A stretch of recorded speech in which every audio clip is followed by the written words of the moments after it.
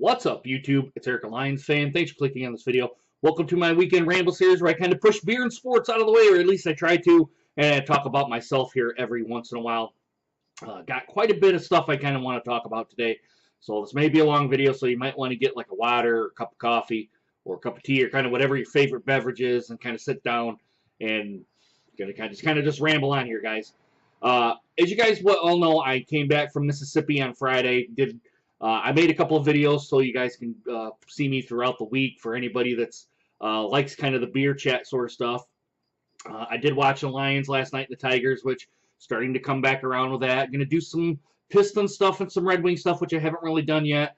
And I'll admit, those two things to me are two sports that I'm not really knowledgeable about, or not really, maybe not knowledgeable is the right thing, but maybe I've been out of it so much that I don't necessarily know all the names of people and kind of their positions and all that, and kind of where they're at on the floor, part of basketball or on the rink.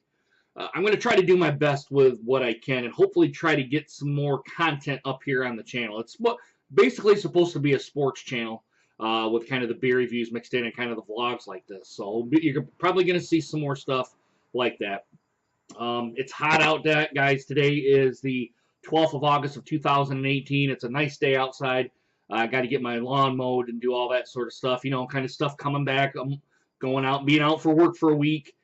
There's just some stuff that's just got to get done and taken care of here. So that's kind of what the project is today once I'm done actually doing this video. Kind of moving on here. This last week, which was about this time today, or last week, I was outside working, you know, getting some, prepping the house for me to leave for the week. I was out. I have a pergola out here, which in some of the other videos you've seen with the wisteria bush out back. Well, I was trimming it up, doing some stuff, you know, getting it ready for me to leave on the next Monday. Well, the morning I come up, my face was like puffy on kind of this side here. I don't know if the little lamp on here is doing it justice, but this side of my face, and you probably can still see it if you look close enough. Excuse me, my face was red. It was kind of puffy, kind of pimply. It was just this side, and kind of my neck got here a little bit. I still got some of the rash on here. So I figured, what the hell did I get into out there? I didn't see. Now that I kind of know it, I kind of got into some poison ivy. I must have, and I didn't even see any poison ivy out there, which was the thing. It must be growing out there, and I just was probably more or less just careless and just kind of taking care of stuff as I was going on. But continuing on, that morning, and my face was puffy. I'm like, what the hell's going on? It was my eye wasn't completely shut, but you could tell, you could see some swelling and all that. It wasn't to the point of, you know, being closed shut, but still you could actually tell there was redness. It felt hot to the touch. It was just, I never experienced quite anything like that. So I kind of let it go, went down to Mississippi, went to work that Tuesday, because I was down there for Tuesday, Wednesday, Thursday, Monday, and Friday were my travel days. And one of the people goes up to me, he's like, what's wrong with your face? And I said, I don't know, I think I kind of got into something. Well, ended up being, had to go to immediate care down there in Mississippi. I got all that stuff. The guy said, look, we're going to give you a steroid shot. I think it's hives. I don't think it's anything else. I kind of call bullshit on it. I think it's what it was poison ivy, and I got it up here on my face. Thank God it didn't get into my eye, where really that would have really caused some issues. But yeah, I mean, the swelling's gone back down. I'm on prednisone right now. I just took the last dose today for this, and I'm gonna, you know, putting cream on, the anti-itch cream, all that sort of stuff on my arms, kind of up here on my face to try to get rid of, kind of some here on my neck to get rid of I think it's poison ivy, which it seems to be doing a pretty good job of. It's pretty much almost gone now. There's just bits and pieces of it left that I'm taking care of right now. So what a thing to come into the airport with half your face red and puffy and shit like that. But I bet TSA was like, what the hell's going on with this guy? So, but it is what it is. I mean, that's kind of how the cookie crumbles somehow. And while I was down in Mississippi down there, I didn't really get to do a whole lot of, you know, sightseeing and traveling, you know, exploring kind of more or less is what it is. I've been down there once before, so I kind of had some of the stuff under my belt. The craft beer scene down there is not very good. I mean, you can get some of the big stuff like Founders, Abita, you know, your Coors, your Blue Moons, that sort of stuff, but none of the local stuff, which I was really looking to get. Now, I was in Meridian, Mississippi, which is on the east side of the state over by the Alabama state line, about halfway down uh, Mississippi. Just really not any good craft beer places down there. And as you guys know, I'm a kind of a beer nerd a little bit. I'll drink anything, more or less. But I did find a nice kind of hole in the wall bar, which one of my buddies, Rod J. Beer Venture, said, "Hey, I kind of found something right in your town. Go right here." And I did a kind of a live video. I don't know how many people actually watched that video, but it was something to do, kind of get out, meet some locals, all that. The lady was very nice, let me try a couple of beers, let me sample some stuff. There was some stuff where I thought, yeah, that's pretty good, and then there's other stuff that's like, it's not, it's okay. She was a beer nerd as well, which we that was our kind of our, I don't want to say common bond, but something that it was a conversation starter and all that sort of thing. And kind of leading into that here a little bit. As you guys know, I've kind of stopped dating here a little bit. I haven't really talked about it in the last couple of weekend rambles that I've done. I'm going to start to try to get out a little bit more. I'm 40 years old. To me, this stuff of just sitting around in the house, I feel like I don't want to say I feel like a prisoner in my own home, but I really don't. And I'm not saying that I don't like to get out here either. It's just, where does a 40-year-old man go to try to find a potential mate or try to date or anything like that? Match.com, Plenty of Fish, OkCupid, all those kind of dating sites, which are kind of the incentive is to pay into.